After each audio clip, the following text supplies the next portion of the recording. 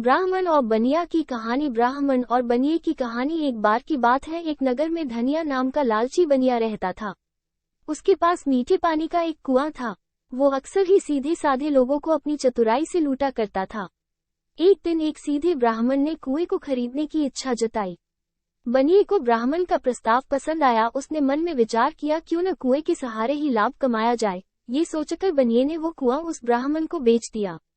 अगले दिन ब्राह्मण उस कुएं से पानी भरने पहुंचा तो बनिया ने कहा, अरे ब्राह्मण, रुको, तुम कुएं से पानी नहीं भर सकते हो।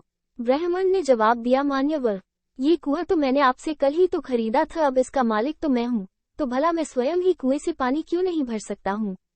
ब्राह्मण की बात सुनकर बनिया बोला, हाँ हाँ याद है, कुआं तो तुम्हारा ही है, लेकिन तुम इस कुएं से पानी नहीं भर सकते। तुमने मुझसे कुआं खरीदने की बात कही थी और मैंने तुम्हें कुआं ही बेचा था। कुएं का पानी तो मेरा ही है, तुम केवल कुएं के मालिक हो, मैं कुएं के पानी का मालिक हूँ। अगर तुम्हें कुएं में से पानी लेना हो तो एक बाल्टी पानी के लिए 50 रुपये देने होंगे। ये सुनकर ब्राह्मण बहुत दुखी हुआ। ब्राह्मण दुखी मन से राजा के पास पहुंचा और अपने साथ हुए अन्याय को बताकर न्याय के लिए प्रार्थना करने लगा।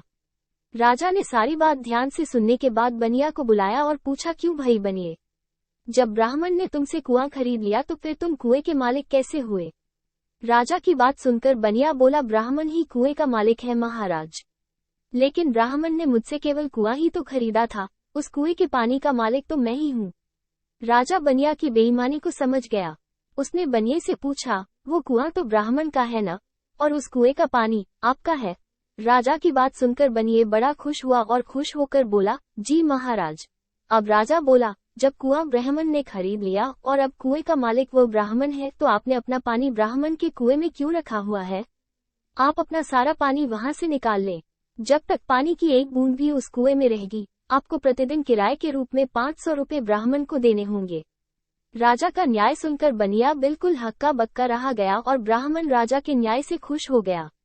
अब बनिए को राजा की बात समझ आ गई। वो समझ गया कि उसकी बेईमानी अब राजा के सामने खुल चुकी है। अब बनिया राजा के चरणों में गिरकर माफी मांगने लगा।